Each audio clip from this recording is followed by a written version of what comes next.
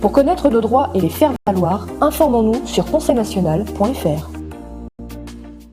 Comment faire tomber un serveur informatique, autrement dit un site web? Tout simplement en le surchargeant de requêtes au même moment afin de le faire fondre. Comment j'en ai la connaissance? Tout simplement parce que j'ai lu l'aventure qui est arrivée à Candace Owens. De la sorte, certaines personnes ont essayé de la faire taire sur l'affaire Brichel en explosant les serveurs informatiques de son site web où il y avait fait des révélations époustouflantes sur le couple présidentiel français. Quand la vérité arrive, vous voyez, tous les coups sont permis. Bonsoir et bienvenue à vous dans La France Libre, une émission du CNTF-CH avec Philippe Iota également et Bruno et vous-même messieurs dames et puis Jean-Pierre qui va arriver d'ici quelques instants. Bonsoir, bienvenue. Bonsoir à tous et à toutes. Alors, je vais répondre tout de suite quelque chose, tout de suite à ce que tu viens de dire, Sylvain. On peut quand même remarquer qu'en 15 jours, Trump a fait plus de choses que Macron en 8 ans. Donc déjà, ça, c'est assez impressionnant de voir. Mais pourquoi? Il n'y a pas de hasard, c'est parce qu'il s'est préparé. Il a préparé les choses. Il s'est préparé confidentiellement, secrètement, alors que tout le monde le donnait perdant. Eh bien, il s'est préparé. Eh bien, c'est ce que nous faisons, nous aussi, au Conseil national de transition français, canal historique. On se prépare tout doucement dans le droit, dans la justice, dans la bienveillance et dans la non-violence, mais on se prépare. Les textes sont en train de se constituer, de grandir, jusqu'à ce que la transition arrive. Et le jour où la transition va arriver, on fera comme Donald Trump. En une semaine, on va déjà commencer à changer le pays. Oui, et tu oublies de dire que Trump, à la différence de Macron, en très peu de temps, a fait de très bonnes choses. L'autre a eu 8 ans et a fait des choses exécrables, mais elles sont nombreuses aussi. Mais c'est normal, il a été élu pour ça, pour détruire le pays. Il a été élu par ceux qui l'ont payé, oui, qui ont payé les élections, effectivement. Hein. Et effectivement, mais comment dire, il n'a pas forcément été mauvais dans l'exercice. Hein, il a été bon dans l'exercice qui lui a été confié par d'autres. D'autres, c'est-à-dire pas nous. Hein, c'est pas nous les citoyens qui pourtant avons voté pour certains d'entre nous pour lui. Non, il a été préparé, mais il a été mal préparé parce que là, c'est en train de se terminer mal pour eux. Et si ça avait été si bien préparé que ça, on n'aurait jamais entendu parler du problème du couple Macron, à mon avis. Voilà. Bon, on va en profiter tout de suite, on va regarder l'actualité en images et on va se retrouver juste après pour développer ce thème puisque Iota est là, évidemment, nous allons parler de la Grèce. Quels enjeux pour Trump et Poutine en Grèce? Dans l'immédiat, l'actualité en images. You know, they drop a bomb in the press. And it looks like she indeed dropped a bomb, an explosion in the press about Brigitte Macron in the magazine called Closer, okay? Brigitte had somehow been spotted at the entrance to the American hospital in Paris, reportedly for undergoing cosmetic surgery under general anesthesia. And the First Lady was furious about this publication, okay? She publicly condemned Closer magazine for her favorite invasion of privacy. Okay, understandable if you're at the hospital getting some work done. Her reaction, though, seemed like an overreaction, especially to journalist Xavier Poussard. It just struck him as odd because a year earlier, another magazine called The Express had similarly outed her for going under the knife with a doctor named Dr. Sydney Ohana, and yet she didn't care. She didn't face that doctor and the Express did not face any public condemnation. Brigitte was not mad at them. So Xavier's going, what particularly about this publication in Closer made her freak out, made her go so far as to set for the first time a precedent in which the First Lady came out and publicly condemned the press? So he began poring over that article in Closer, trying to understand, what did I miss? What did I miss? What's in here that set her off? And he found it. You see, while Closer had not named the surgeon, they didn't at all name the surgeon who worked on Brigitte, they did this sort of petty thing where they left a massive, undeniable clue as to who the surgeon was. In the magazine, they described the surgeon as a, quote, eminent and media-savvy plastic surgeon who would keenly quote Victor Hugo, his favorite expression, woman's flesh, ideal clay. Well, there was only one surgeon who had been featured in the press with that quotation just a year earlier in Paris Match, and his name was Dr. Patrick Buey. He's a plastic surgeon at the American Hospital in Paris, who in that Paris Match feature, which was entitled Operation Young Again, replied to a question that he was asked, and he said, woman's flesh, ideal clay. Now, why was this a bombshell in Closer, or rather a threat that was made, a shot that was fired, if you will, to Brigitte Macron? Because in France, Patrick Buey is known most eminently for one thing: feminization surgery. He is the king of transgendered feminization surgery. To soften the face features, if you are a man trying to become a woman, it will soften your face features with feminization surgery. And if there was any question that was remaining in anyone's minds as to whether or not he was indeed being used by Brigitte Macron, they needed to just wait until 2023, because here's a picture of them together. Yeah. Years later, in 2023, Emmanuel Macron decided to award Dr. Patrick Buey with the French Legion of Honor, a high distinction in the French Republic. Imagine the medal, to the Medal of Freedom in America. He's being awarded that. We're going to pause there because that is a lot of information for you to digest, information for you to unpack, and information for you to research. Again, we are at the very tip of the iceberg when it comes to this couple and the connections and the power that they have and how they were able to execute this farce in the public. Et à la fin, Oui. on apprendra que Candice Owen était aussi un homme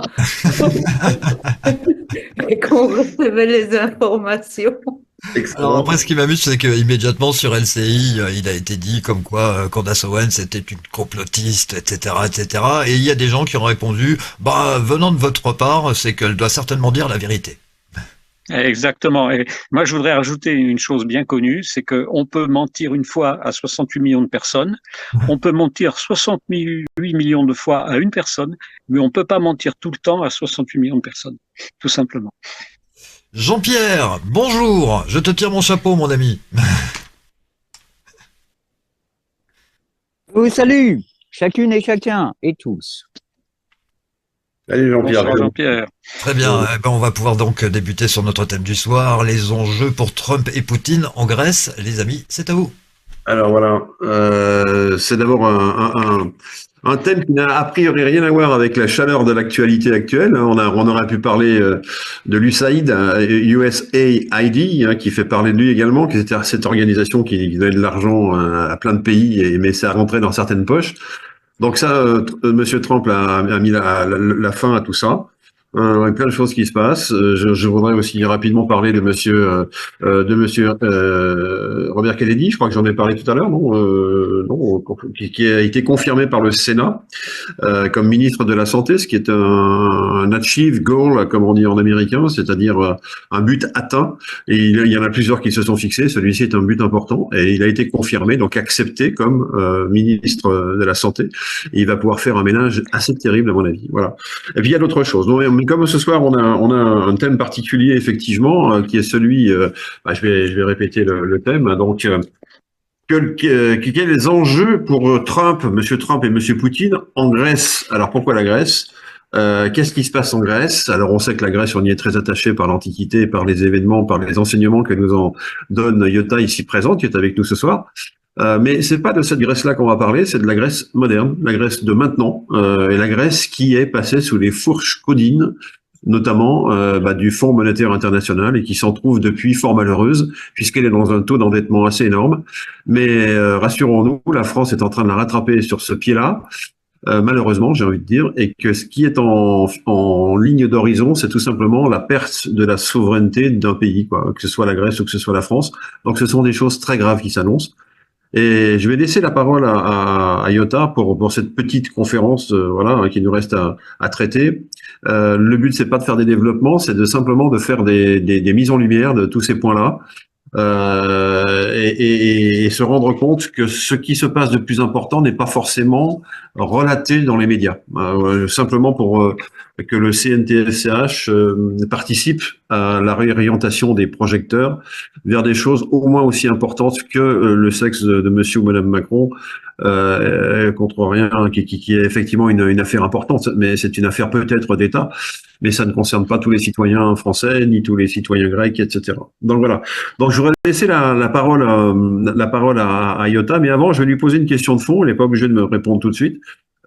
C'est qu'est-ce qui a fait que c'est à partir de la mise au Fonds monétaire international de la Grèce moderne que cette même Grèce a plongé dans la dette, tout simplement. Alors elle et d'autres sûrement, mais est-ce que tu peux nous rappeler ça?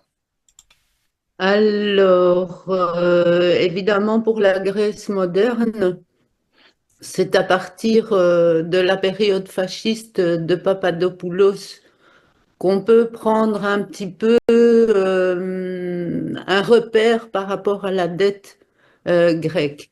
On sait donc aujourd'hui que juste après les fascistes et le fasciste Papadopoulos en Grèce, qui a prouvé tout le contraire, en tout cas politiquement, pour finir, toute la dette avait été remboursée. Donc, c'est à partir de Papadopoulos, donc au début des années 70, fin des années 60, qu'on a commencé à parler de la dette en Grèce. Il était quand même impossible qu'on puisse arriver à une telle dette après la situation des fascistes où on perd la moitié de Chypre et que la Grèce est dans un état lamentable, économiquement parlant et au niveau des citoyens et tout ça. Et donc, comment ça se fait qu'on arrive en 2009 et que la Grèce, tout d'un coup, doit 450 milliards à peu près, hein, les amis. Donc, en faisant tous les calculs, on ne peut pas arriver à un tel déficit en Grèce.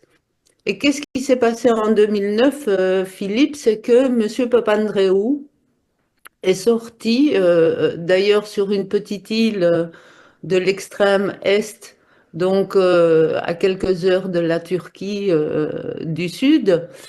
Et il est sorti de là-bas pour nous dire que nous avions un PIB de 12,5, 12,5, donc un déficit dans notre pays de 12% et demi. Bien sûr, aujourd'hui, à partir de 2009 jusqu'à aujourd'hui, nous avons tous fait des recherches dans tout le pays et nous avons même fait des procès pour cette histoire et nous en sommes arrivés au fait que réellement le PIB du pays à l'époque où Papandréou, donc en 2009 où il est sorti et qu'il a dit que nous étions plus qu'en faillite, notre PIB était à 6,5. Donc, après les procès, évidemment, on a su que c'était Elstat, donc ces deux sociétés, Eurostat et Elstat, qui font comment on appelle ça, Éolienne. non, les Les sondages, évaluations, Ah, les les sondages. évaluations. les évaluations, les estimations et tout ça. Donc, on s'est aperçu après tout un temps que, eh bien, l'Europe et les gouvernements grecs ont trafiqué les chiffres. Et c'est ainsi qu'ils ont trafiqué donc d'un PIB réel, donc un déficit réel de 6,5, ils l'ont porté à 12,5. Et ainsi, ils ont pu sortir partout en Europe et dire que la Grèce était tellement en faillite qu'il fallait absolument qu'elle emprunte un maximum pour pouvoir sortir de ce truc-là. Le mystère est que normalement, ils auraient dû mettre la Grèce en faillite, mais pourquoi ne l'ont-ils pas fait? C'était ça, c'est ça une question à se poser. Pourquoi ils ont voulu continuer, soi-disant, à emprunter, à prêter donc aux Grecs, que ce soit les Belges, les Français, les Allemands, les Anglais, tout ce que vous voulez, tout le monde a soi-disant participé au prêt qui a été fait à la Grèce. Mais donc, moi, à cette époque-là, j'ai un petit peu vu la Grèce comme une banque. Je me dis, alors qu'ils devraient laisser faire la Grèce faire faillite, eh bien non, ils surenchérissent et ils prêtent et ils prêtent et ils prêtent. Et ainsi, on en arrive à aujourd'hui où notre 450 milliards est devenu presque le double. Donc, nous n'avons absolument rien gagné, sauf que les Grecs sont appauvris depuis 2009, puisque toutes les subventions que l'on reçoit, eh bien, retournent immédiatement en Europe, puisque nous sommes avec la dette attachée au cou comme une croix, disons. et que on ne voit pas vraiment en Grèce une amélioration de toutes ces coupures.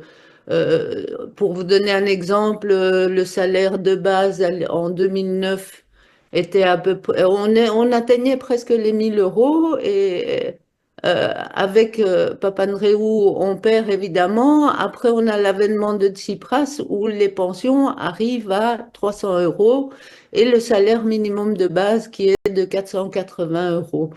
Alors aujourd'hui, le salaire de base en Grèce, c'est 680 € les amis. Donc, entre la Belgique, la France, l'Allemagne et tous ces pays du Nord et la Grèce, cette Europe, eh bien, on la cherche encore aujourd'hui. On cherche l'équilibre, mais je ne pense pas qu'un équilibre puisse se refaire un jour dans ce... Euh, C'est c'est pour ça, en fait, Yota, qu'il faut comprendre que ça a été simplement reculé pour mieux sauter, parce que les autorités européennes qui ont endetté tous les pays, c'est le système de l'argent dette, font que si ils avaient laissé la Grèce faire faillite, toute l'Europe entière serait tombée, parce que tout est lié.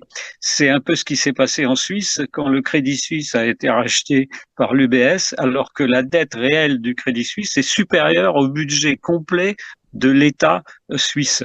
Donc, ils ont mis les choses sous le tapis pour gagner du temps. Seulement maintenant, on arrive au bout. On peut Maintenant, on arrive au bout. simplifier, Bruno, on peut simplifier. Par exemple, si toi, tu n'as absolument pas un franc et que tu vas à la banque et que tu veux faire un prêt, on te dira, monsieur, qu'avez-vous comme garantie? Et toi, tu répondras, j'en ai aucune. Alors, la personne qui travaille au guichet va te dire, monsieur, si vous n'avez pas de garantie, on ne peut pas vous prêter.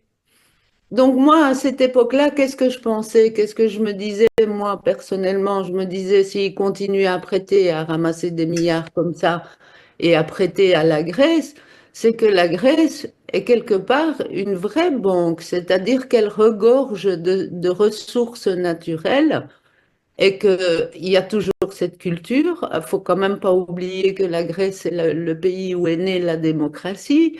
Donc il y a beaucoup de choses qui rentrent en ligne de compte pour que on puisse encore continuer à prêter aux Grecs.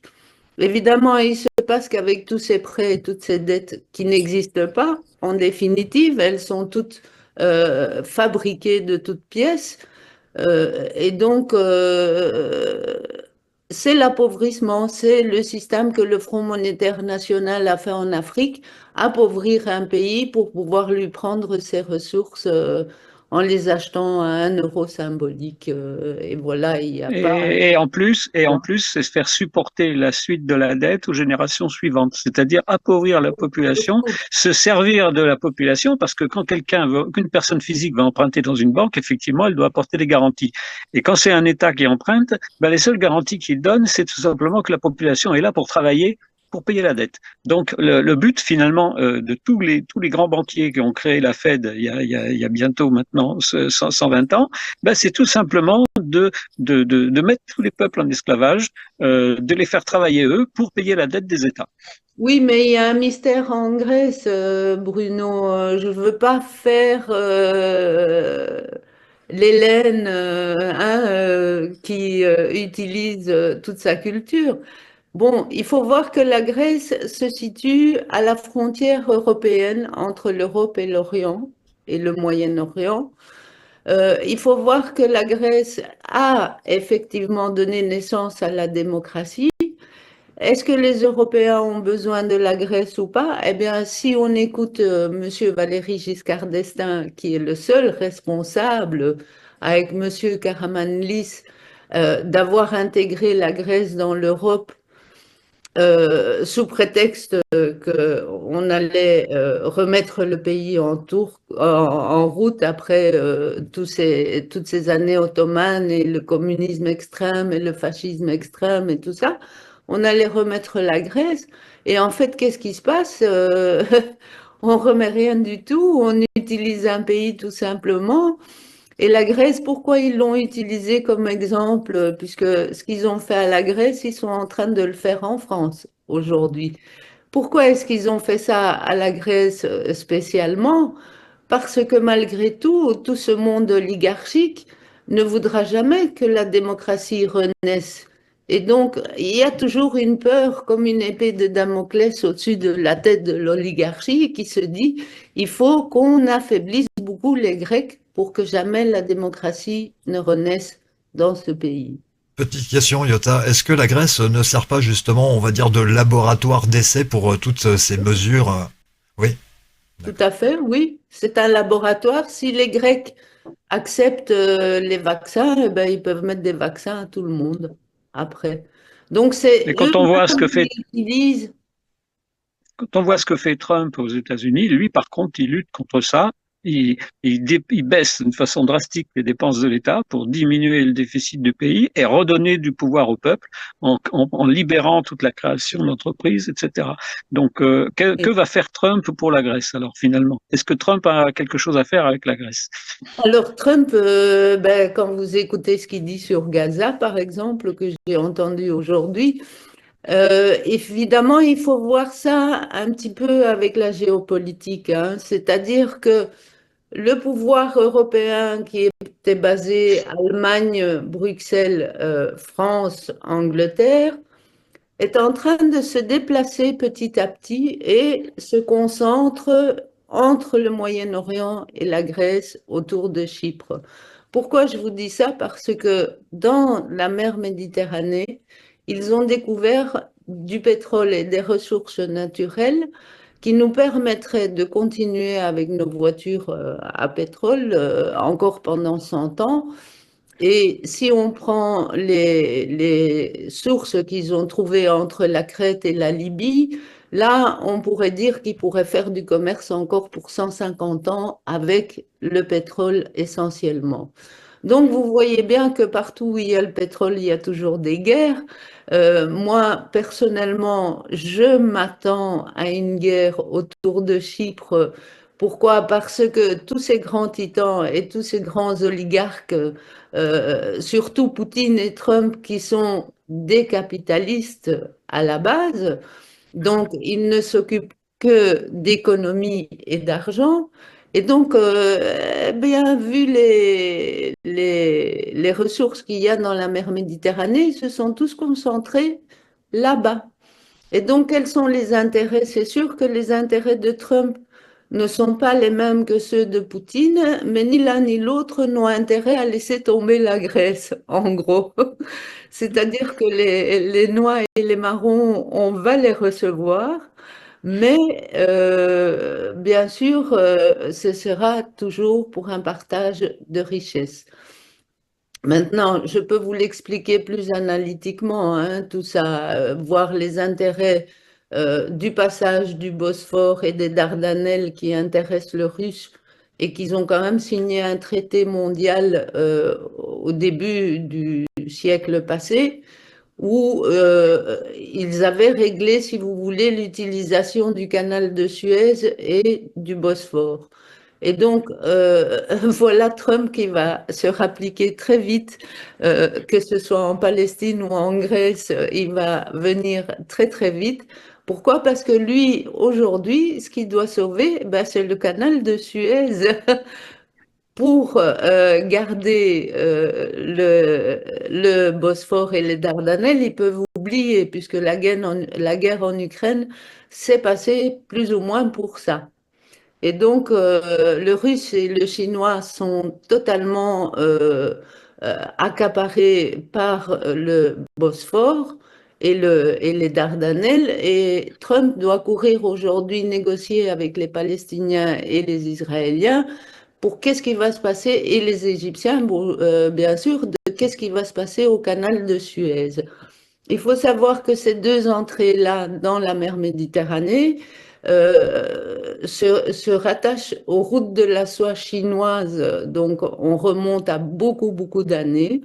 Même à notre époque de démocratie, c'était les Athéniens démocrates qui utilisaient les Dardanelles et qui avaient créé tous les greniers de blé en Ukraine. Donc, c'est des passages très, très importants géopolitiquement. Et il faut voir que les trois titans et peut-être même l'Indien aussi vont se rassembler en Méditerranée et se départager les territoires. Et pourquoi je dis qu'il va y avoir une petite guerre? Ben parce qu'on a toujours notre petit monsieur Erdogan qui, lui, n'a jusqu'à présent aujourd'hui aucun puits de pétrole en mer Méditerranée et qui devient enragé puisque lui aussi, il veut son pétrole. Le seul puits qu'il a, il est aux alentours de Tassos, qui est un puits qui est ouvert depuis donc une plateforme pétrolifère qui est ouverte depuis 76, je pense, où là, carrément, la Turquie est venue à installer sa plateforme sans rien demander aux Grecs. Donc, quand je vous parle de Tassos, on est à Kavala, soi-disant à 180-200 km de Thessalonique. Donc, on est bien en Grèce et pas sur les côtes turques. Enfin, voilà, le débat est énorme. Donc, je pense, Bruno, pour répondre à ta question, que eh bien, nous allons avoir, en plus de la présence de tous ceux qui sont déjà là à cause de la guerre d'Ukraine et d'Israël, eh bien, nous aurons notre cher ami Trump qui va devoir se retrouver dans les parages aussi. Et je pense bien qu'il va utiliser la démocratie pour essayer de négocier tout ça. Mais rien de Alors, certain dans tout ça, évidemment. alors va-t-il y avoir une nouvelle guerre de Troie, mais qui sera le cheval cette fois-ci? Voilà, c'est vrai, tu fais bien de le rappeler, puisque la guerre de Troie, c'était pas pour les yeux de la belle Hélène, rassurez-vous. C'était encore des contes de fées de Hollywood. Eh bien, déjà, oui, la guerre de Troie, c'était parce que les Perses avaient bloqué le passage des Dardanelles et le Bosphore. Et donc, il fallait le libérer, et il fallait que cet axe revienne à la Grèce. Et donc, c'est la raison pour laquelle il y a eu la guerre de Troie, Bruno. Donc, on en est toujours à l'économie, hein, je vous le dis, ça doit faire à peu près 10-12 000 ans que des guerres se font pour l'économie. Oui, Voilà. Philippe. Est-ce que ça n'est pas la Turquie qui a je dirais, la main sur le canal de Suez? Qui est-ce qui a la main sur le canal de Suez aujourd'hui? C'est-à-dire, c'est-à-dire qu'aujourd'hui, c'est Erdogan est le seul. Et donc, avec cette guerre en Ukraine, Poutine a eu très très peur, évidemment, parce qu'il s'est dit, là, Erdogan, il a fait la tentative. Mais à mon avis, il a reçu des semonces. Mais aujourd'hui, selon le traité international qu'ils ont signé par rapport au canal de Suez et au Bosphore, légalement, aujourd'hui, Erdogan est le seul qui puisse soit le garder ouvert, soit le fermer. Les Sauf que Dardanelles. pour le canal de Suez, c'est aussi l'Égypte, c'est parce que c'est sur le Voilà. territoire égyptien, évidemment.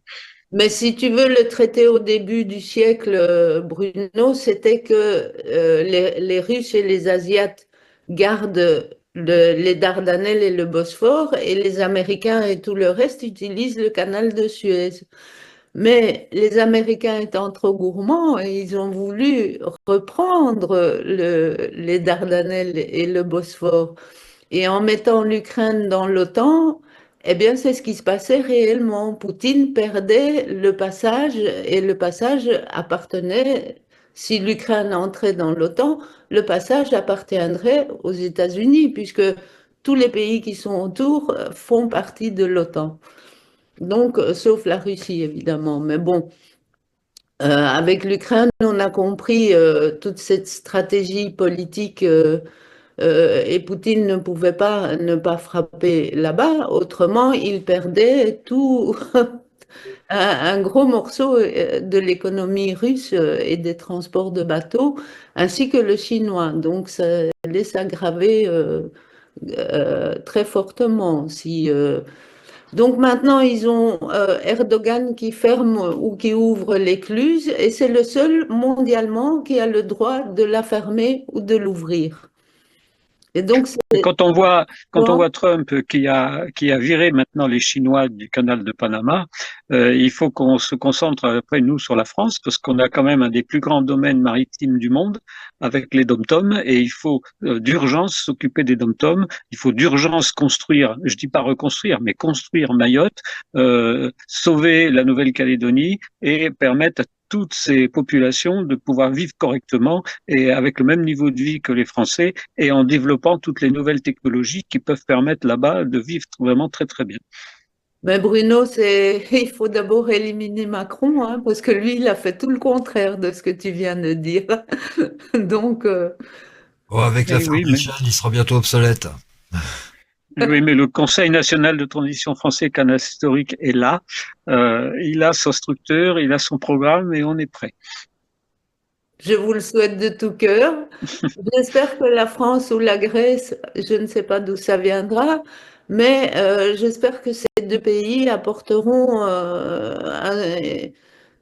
un chemin vers la démocratie, la vraie démocratie, puisque l'oligarchie, aujourd'hui, on commence à comprendre leur jeu.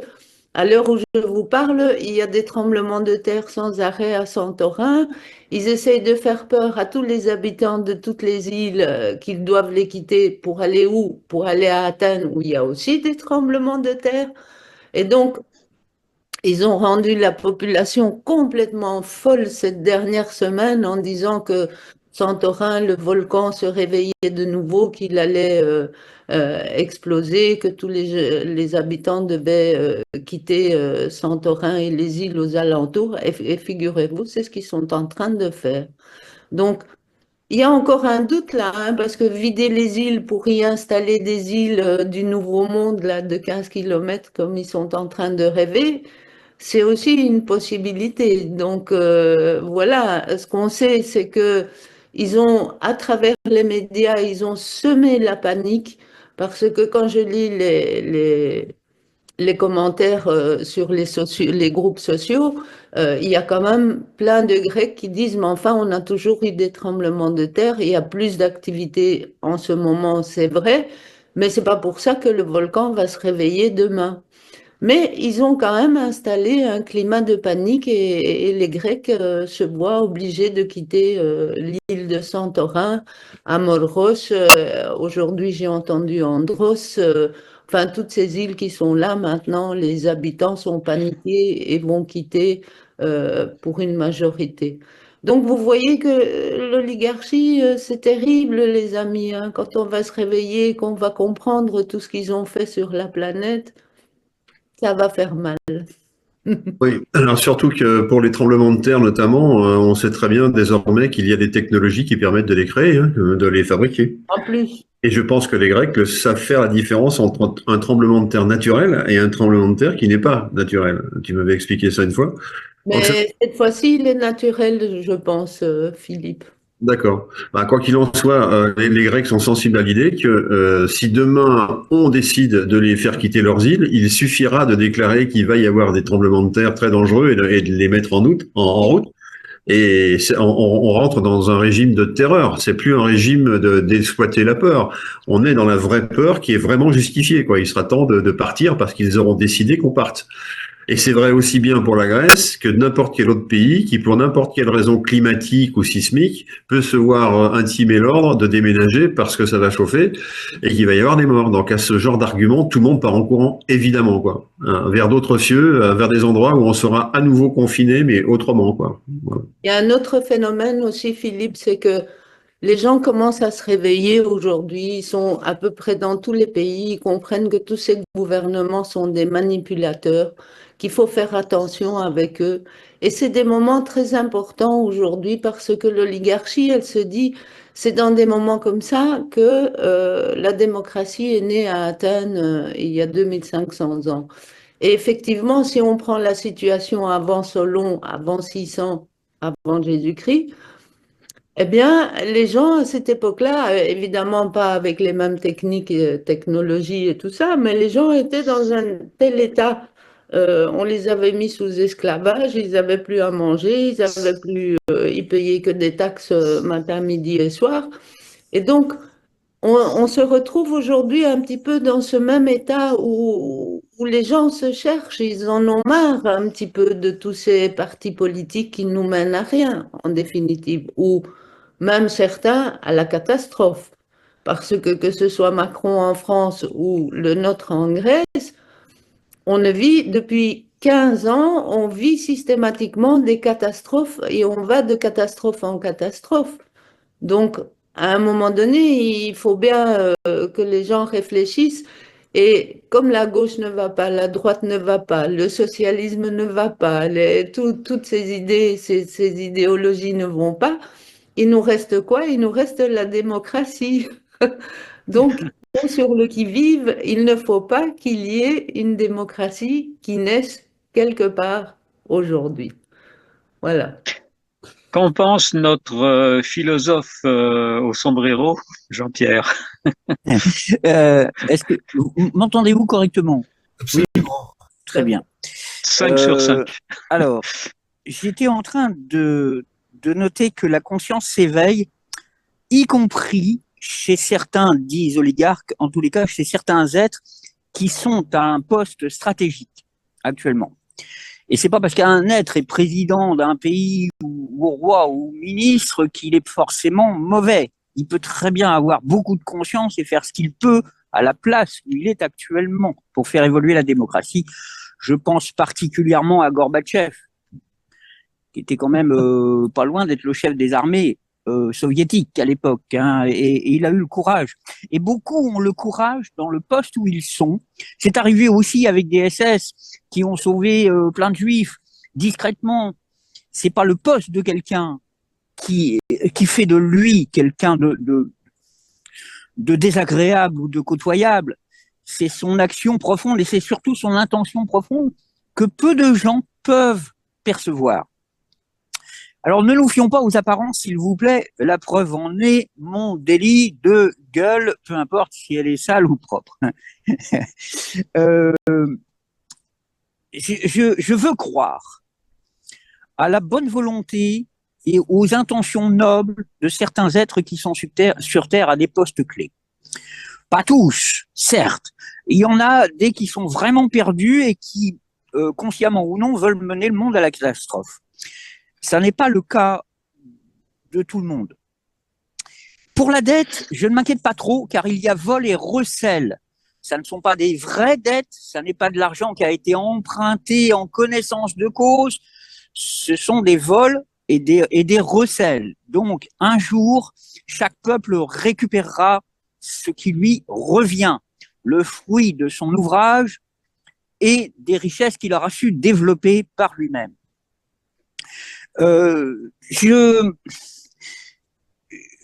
sommes le 5e jour du mois. J'aimerais aborder la lettre E. La 5e lettre de l'alphabet français, qui est la lettre majoritairement utilisée en France. Alors, c'est aussi la lettre qui donne de la féminité. Et la féminité est chargée de prendre soin de la vie. Peu importe si un homme ou une femme a de la féminité. Nous en avons tous. Donc, laissons un peu parler notre cœur dans la douceur, dans la compassion. D'ailleurs, je vous ferai remarquer que la douceur et la compassion sont des mots féminins. Et le monde va s'améliorer, que certaines personnes le veuillent ou non. C'est mon point de vue. Merci de l'avoir entendu. Très bien. Eh bien, nous allons conclure. Si les amis, vous n'avez plus mot à rajouter. Bon, alors très bien. Démocratie, liberté chérie, combat avec tes défenseurs. Voilà de nouvelles paroles qu'il faudrait instituer dans notre chanson nationale. Merci Philippe, merci Yota, merci Jean-Pierre, merci Bruno, merci à vous également. Excellente soirée. Notre prochain rendez-vous avec la France Libre et le Conseil national de transition français, canal historique, eh bien, ce sera vendredi. Bonne soirée.